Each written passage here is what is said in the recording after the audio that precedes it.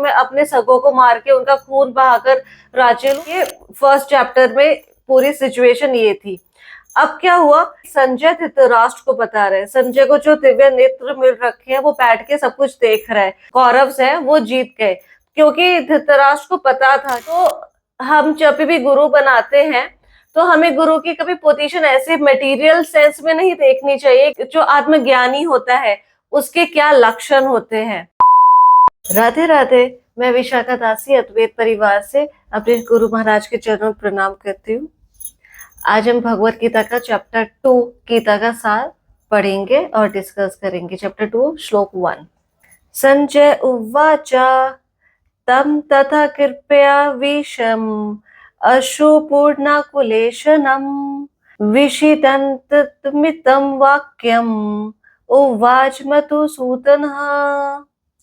संजय ने कहा, करुणा से व्याप्त शोक युक्त अश्रुपूरित नेत्रों वाले अर्जुन को देखकर मधुसूदन कृष्ण ने ये शब्द कहे। तात्पर्य, भौतिक पदार्थों के प्रति करुणा, शोक तथा अश्रु ये सब असली आत्मा को ना जानने के लक्षण है।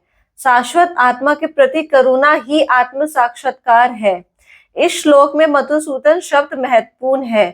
कृष्ण ने मधु नामक असुर का वध किया और अब अर्जुन चाह रहा है कि कृष्ण उस अज्ञान रूपी असुर का वध करे जिसने उसे कर्तव्य से विमुख कर रखा है। ये कोई नहीं जानता कि करुणा का प्रयोग कहाँ होना चाहिए। डूबते हुए मनुष्य के वस्त्रों के लिए करुणा मूर्खता होगी। अज्ञान सागर में गिरे हुए मनुष्य को केवल उसकी बाहरी पहनावे अर्थात स्थूल शरीर की रक्षा करके नहीं बचाया जा सकता। जो इसे नहीं जानता और बाहरी पहनावे के लिए शोक करता है वह शूद्र कहलाता है, अर्थात वह वृथा ही शोक करता है। अर्जुन तो क्षत्रिय था, अतः उससे ऐसे आचरण की आशा ना थी, किंतु भगवान कृष्ण अज्ञानी पुरुष के शोक को विनष्ट कर सकते हैं और इसी उपदेश से उन्होंने भगवत गीता का उपदेश दिया।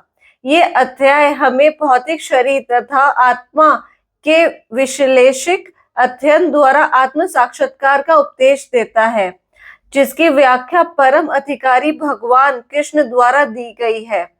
ये साक्षात्कार तभी संभव है जब मनुष्य निष्काम भाव से कर्म करे और आत्मबोध को प्राप्त हो। राधे राधे। तो हम भगवत गीता के चैप्टर 2 श्लोक 1 को पढ़ रहे हैं। तो इसमें क्या बोला है कि ये क्या सिचुएशन है। हमने पिछले चैप्टर में देखा था कि अर्जुन ने बोला था मेरे रथ को बीच में ले चलो। कुरुक्षेत्र में जब वॉर होने वाला था दोनों सेनाओं के बीच में ले चलो, और जब उसने अपने सामने वाले पार्टी को देखा, सामने वाले योद्धाओं को देखा, तो उसने अपने ही सगे संपत्ति पाए, तो वो बहुत शोक में हो गया। उसने फिर लास्ट में आके बोला कि मैं इनसे नहीं लड़ सकता और इनको मारना तो पाप हो जाएगा। मुझे ऐसा कोई राज्य नहीं चाहिए जो मैं अपने सगों को मार के उनका खून बहाकर राज्य लूं, तो मैं नहीं लड़ूंगा। और उसने ऐसे कह के, उसकी आंखों में आंसू थे और उसकी बॉडी पूरी कांप रही थी। उसने अपने धनुष को रखा और वो पहले खड़ा हुआ था रथ पे, फिर उसके बाद वो बैठ गया। तो ये फर्स्ट चैप्टर में पूरी सिचुएशन ये थी। अब क्या हुआ कि अब क्योंकि ये सब कुछ कौन बता रहे हैं, ये संजय धृतराष्ट्र को बता रहे हैं। संजय को जो दिव्य नेत्र मिल रखे हैं वो बैठ के सब कुछ देख रहा है, तो वो धृतराष्ट्र को बता रहे हैं वहां पे ये हो रहा है। तो जब संजय ने ये बताया धृतराष्ट्र को कि अब अर्जुन बैठ चुका है और बैठ के अब वो निराश हो चुका है, उसके अंदर बहुत करुणा आ चुकी है, वो हताश हो रहा है और बहुत ही लेमेंट कर रहा है, पछता रहा है। तो इसमें धृतराष्ट्र बहुत खुश हुआ सुनकर। क्यों हुआ? क्योंकि अब उसको लग रहा था अरे लड़ाई से पहले, युद्ध से पहले ही मेरे बच्चे जीत गए, जो मेरे पुत्र है कौरव है वो जीत गए। क्योंकि धृतराष्ट्र को पता था कि ये जो युद्ध हो रहा है वो हो रहा है कुरुक्षेत्र में। जो कुरुक्षेत्र है वो देवताओं की भूमि है, उसको हम धर्म क्षेत्र भी कहते हैं, वो धर्म की भूमि है और वहां पे हमेशा पाप हारेगा और पुण्य जीतेगा। तो जो पांडव थे वो धर्म की साइड थे। तो धृतराष्ट्र को पता था कि यहाँ पे मेरे पुत्रों का जीतना बहुत मुश्किल है, असंभव है। मगर अब वो खुश हो रहा है कि पांडव जो है, अर्जुन जो है वो तो पहले ही हार मान के बैठ गया। पहले उसने बोला कि मैं लड़ूंगा ही नहीं। इसका मतलब कि सब कुछ जो राज्य है वो मेरे पुत्रों को मिल जाएगा। और ये भाप लिया था संजय ने। जब संजय ये सब बता रहा था कि अर्जुन ऐसे कह रहा है, अर्जुन बैठ गया है, तो अर्जुन ने, जब संजय ने ये सब बताया कि अर्जुन की आंखों में आंसू आ गए, तो उसने फिर बोला कि अब मधुसूदन ने ये शब्द कहे, तो उसने कृष्णा का नाम मधुसूदन लिया, जान पूछ के लिया। क्यों लिया? क्योंकि मधुसूदन के दो मतलब दिए गए हैं यहाँ पे। एक मधुसूदन का मतलब है मधु, एक राक्षस था और भगवान ने उसको मारा था, इसलिए कृष्णा का नाम मधुसूदन हुआ था। यहाँ पे जो अर्जुन है वो बहुत शोक में डूबा हुआ है, वो मिसअंडरस्टैंडिंग में है। उसको आत्मा और परमात्मा, उसको आत्मा और जो शरीर है उसका डिफरेंस दिखाई नहीं दे रहा। तो ये जो डाउट है उसके अंदर, ये जो मिसअंडरस्टैंडिंग आई है, उसको भगवान अब मारेंगे, उसको, उस चीज को भगवान अब विनष्ट करेंगे, उसको हटाएंगे। इसलिए एक मधुसूदन भगवान के लिए शब्द, इसलिए ये नाम इसलिए बोला गया है। दूसरा, मधु का मतलब होता है स्वीट, मधुर, अच्छा, और सूदन का मतलब है अर्जुन की लेमेंटेशन को डिस्ट्रॉय करने वाला। अर्जुन जो शोक में है, जो पछतावे में है, उसको खत्म करने वाला। तो यहाँ पे संजय ने इसलिए ये बहुत चालाकी से भगवान का मधुसूदन नाम लिया है कि अब भगवान जो भी अर्जुन के माइंड में डाउट्स हैं, भगवान उन सबको खत्म कर देंगे और अर्जुन लड़ेगा और अर्जुन जीतेगा। और ये जो युद्ध स्थल में ये जो युद्ध हो रहा है उसमें पांडवों की ही विजय होगी। अब यहाँ पे जो अर्जुन है उसने कृष्णा को सरेंडर कर दिया, वो कृष्णा का डिसाइपल बन गया। अभी तक क्या था, अर्जुन और कृष्णा कजन्स थे, अर्जुन कृष्णा फ्रेंड्स भी थे। और इस युद्ध भूमि में अर्जुन जो था वो योद्धा का रूप प्ले कर रहा था और कृष्णा जो थे उसके सारथी का रूप प्ले कर रहे थे, उसके सबऑर्डिनेट। मगर अब अर्जुन भगवान को ऐसा गुरु एक्सेप्ट कर रहा है और अपने आप को भगवान को ऐसा डिसाइपल सौंप रहा है, ऐसा शिष्य अपने आप को सौंप रहा है। तो हम जब भी गुरु बनाते हैं तो हमें गुरु की कभी पोजीशन ऐसे मटेरियल सेंस में नहीं देखनी चाहिए कि गुरु हमारी कास्ट से नीचे वाली कास्ट को बिलोंग करता है, या वो हमारे से कम अमीर है या बहुत गरीब सा है। हमें ये सोशल स्टेटस देख के गुरु नहीं बनाने चाहिए। जिसके अंदर आत्मज्ञान हो, आत्म साक्षात्कार हो, जिसके अंदर भगवान के लिए प्रेम हो, हमें उन्हें गुरु बनाना चाहिए। तो यहाँ पे अब कृष्णा ऐसा टीचर रोल प्ले करेंगे। अब वो कृष्णा अर्जुन के गुरु के रूप में आएंगे और अर्जुन को क्या बताएंगे, उसको डिफरेंस बताएंगे आत्मा का और ये जो ग्रॉस मटेरियल बॉडी होती है, जो स्टूल, ये जो शरीर होता है हमारा, जो 5 तत्वों से बना होता है, उसका डिफरेंस बताएंगे। और ट्रांसमाइग्रेशन का प्रोसेस बताएंगे। ट्रांसमाइग्रेशन क्या होता है? आत्मा जब एक शरीर को छोड़ के दूसरे शरीर में जाती है, फिर दूसरे को छोड़ के तीसरे में जाती है, ये जो पूरा प्रोसेस आत्मा का होता है वो ट्रांसमाइग्रेशन बताएंगे। और क्या बताएंगे? Characteristics of a realised soul. एक जो आत्म साक्षात्कार, जो आत्मज्ञानी होता है, उसके क्या लक्षण होते हैं। क्योंकि जो यहाँ पे अर्जुन शो कर रहा है, मटेरियल कंपैशन शो कर रहा है, लेमेंटेशन शो कर रहा है और उसकी आंखों में आंसू हैं, वो करुणा का जो प्रदर्शन कर रहा है यहाँ पे, और जो इतना पछतावा का प्रदर्शन कर रहा है, ये सब साइंस क्या होता है? ये किसके लक्षण है? ये इग्नोरेंस, कि आपको आत्मा के बारे में कोई ज्ञान ही नहीं है, ये उसके सिम्टम्स है। एक होता है हम किसी के शरीर को देख के करुणा आती है हमें, हाय ये बेचारा गरीब है, हाय बेचारे के पैर नहीं है, हाय बेचारे के आंखें नहीं है। एक ये कंपैशन, एक ये करुणा है।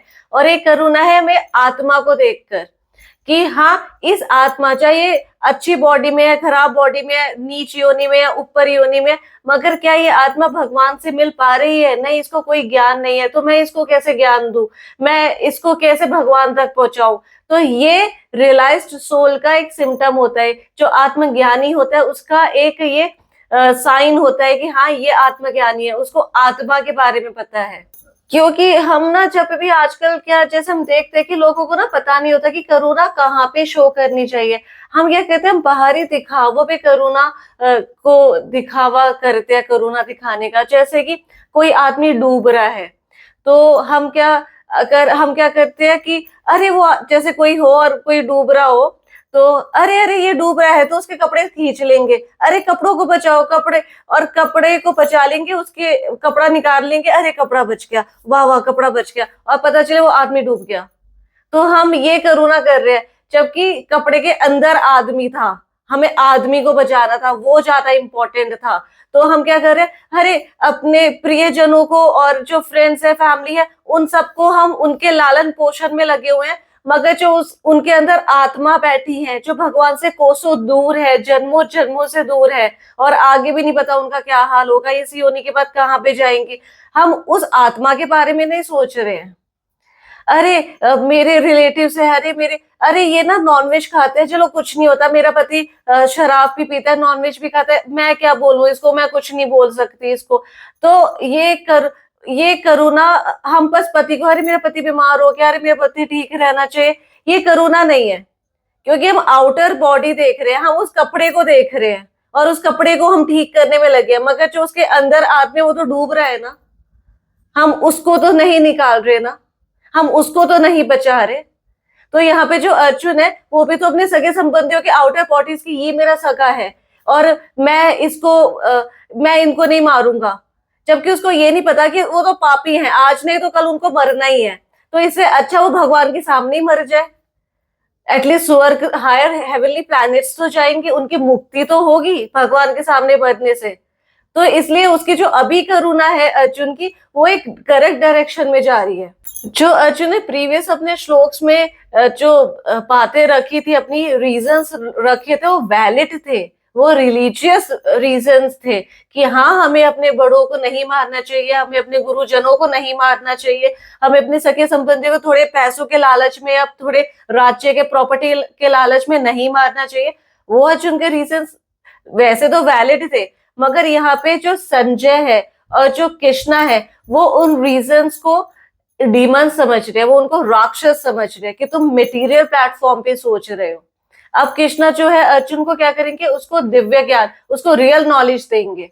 दो टाइप्स की शिक्षा होती है, एक होती है मटेरियल बॉडी, मटेरियल लेवल की शिक्षा, जो भौतिक जगत की शिक्षा होती है, और एक होती है आध्यात्मिक शिक्षा, जो आत्मा से रिलेटेड होती है। और इन दोनों का डिफरेंस हमें कब समझ आता है, जब हम किसी भी फल से दूर रह के इनका समझते हैं चीजें, कि हाँ ये क्या है, हमें कोई फल नहीं चाहिए होता जिसमें। तो अब जो हम सेकंड चैप्टर भगवत गीता के स्टार्ट कर रहे हैं, उसमें भगवान हमें दो बातें सिखाते हैं। एक नॉलेज ऑफ सोल, कि आत्मा क्या है, और दूसरा मेथड ऑफ रियलाइजिंग आत्मा, कि हम कैसे आत्मा के बारे में जान सकते हैं, और निष्काम कर्म क्या होता है। यहाँ पे जो भगवान है, श्री कृष्ण है, वो हमें बताएंगे एक जो मुक्त आत्मा होती है, उसकी कैरेक्टरिस्टिक्स क्या होती है, उसके लक्षण क्या होते हैं। और कृष्णा जो अर्जुन के ये जो वो शोक में डूबा हुआ है, पछतावे में डूबा हुआ है, उसको सब खत्म करेंगे। और इसलिए इस चैप्टर को गीता का सार कहते हैं, क्योंकि इसमें आत्मा के बारे में नॉलेज है।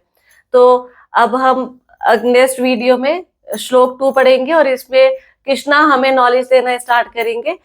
तो कृष्णा हमें नॉलेज देना स्टार्ट करेंगे आत्मा के बारे में, हमारे बारे में, और हम भगवान तक कैसे पहुंचे, और हमें रियल नॉलेज कैसे मिले, उसके क्या प्रोसेस है, सब कुछ हमें बताएंगे। तो आज हम भगवत गीता का चैप्टर 2 श्लोक 1 यहाँ पे ही विश्राम देते हैं। अगर आपकी कोई क्वेरीज, डाउट, कमेंट्स हो तो प्लीज हमें बताइए। एंड जब तक आप चैंट हरे कृष्णा, राधे राधे।